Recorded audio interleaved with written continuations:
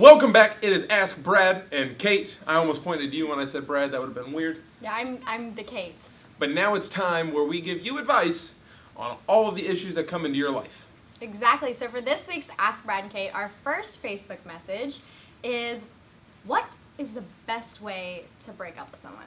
The best way to break up with someone, through text message, because you don't have to see them. You don't even have to talk to them. You can just say, I don't think this is working out. I'll talk to you later. Maybe. Or a good line that I always like, comes in clutch every time, like, it's not me, it's you. Like, I've been living with me for 21 years. It's going great. I think I need to see someone else, is what you're saying. It's like, I'm great. Like, I'm Okay. the one. Or, you know, it just makes the transition a little smoother is if the next person you date actually has the exact same name. Because then it's like, you never broke up. So you don't have to worry about the whole, like, getting over phase. So, how's Kate doing? She's great. Still doing wonderful. It's good. Going strong. Been together for 3 months. Yeah, or just name your dog after them. That's a compliment. I think that's a high compliment. You remind me of my dog because you smell like butt and you chase tennis balls. Like, this guy breaks up with Love you, you, but you Lauren. get a new puppy, and you're like, oh, Jake. So our next question comes to us via Facebook, and it is, what is your advice for freshman year? Brad? Don't pick up the freshman 15. That's a good good advice. one. I'm actually taking this one serious. Yeah. Apparently this just has a whole new atmosphere. This is a big deal. Don't pick up the freshman 15 because you could meet the love of your life in that co-ed dorm that you're living in, and you don't want to look like a slouch. If they don't love you because you're a slouch, you are not meeting the love of your life. Sorry about it. The love of your life will love you, slouch or no slouch. That's a good point. Amen. My next piece of advice for freshman year is to just get involved. Like, I'm telling you what, if you are in your residence hall by yourself, for eternity, you are going to lose your marbles. That's a fact. You get cooped up. Cabin fever is a real thing. So get involved in as many various activities as you can. Yeah, and like... Drugs, alcohol. No! Okay. That was Clubs he's and kidding. sports. Like, okay, in all seriousness, find something you're passionate about, find something you love, and just don't be afraid to dive straight into it. We already talked about breakup advice, so here's a way to get a relationship started on the right foot.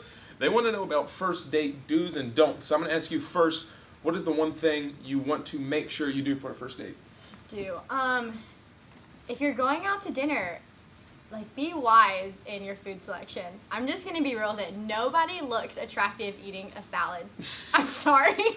And I think the best questions to ask on the first date are those, like, really serious ones. Like, when we have kids. Yeah.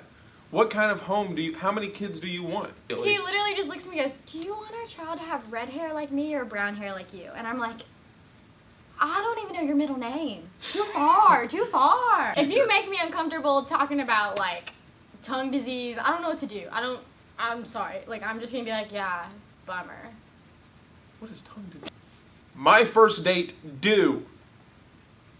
You open doors. You let the Yes. ladies go first. Yes. You don't let her walk on the side of the street where they're closest to the cars. Yes. You pull That's her good. chair out. That's kind. Chivalry is not dead. Chivalry's not dead. All first dates kind of have that, like, little awkward moment. And, like, my best advice for that is it's not awkward unless you make it awkward. So those, like, little awkward silences, just be like, hey, what's your favorite kind of cheese? Gouda? Me too. No one's favorite cheese should be And then Gouda. make, like, a really good, like, It should be queso. you Gouda be kidding me joke. Stop. You gotta wait a little bit. Don't do like Like a 3 grace weeks. period. Like, if she's still in the car with you, like, don't text her yet. Don't text her Just on your send- way home. Really enjoyed the night. And then just look over, and Don't you don't do need that. to send an emoji, because you have your face. Just be like, ha. If there was Full a of hair emojis, on and I your can butt, understand. you will not use an emoji. All right. So besides murder and drugs, what's the worst thing you've ever done that people would judge you for or give you a hard time about? First of all, like, whatever train of thought this person like sent in this message, like, I both appreciate you and am very fearful of you at the same time. But honestly, for some reason, I'm sure there's a lot of things I've done that are not the best choices. But the one that's sticking out to me right now, and I wish I was kidding, but this one time, I killed a bird in a bird sanctuary. In a bird in the sanctuary? I was driving by So I was driving down the road and it had like 3 signs. It was like, this, town, welcome to blah, blah, blah county, bird sanctuary. And it's like entering the bird sanctuary. I was like, that is so sweet. And then I kid you not, I have like 3 birds fly up on my windshield and their feathers go flying. I was picking out feathers out of my grill for like 2 weeks. And like, I'm not gonna lie, sometimes I have dreams and I think about those birds. I feel so bad. That is awful. They said what's the worst thing you've ever done? It's you know how they say when you're approaching a bird, like you can't slow down? Like you have to like maintain speed and they'll fly away? They didn't fly. That didn't work. Okay, what's the worst thing you've ever done? I don't know. Probably not tell my mom I loved her before I left the house. That's pretty sad.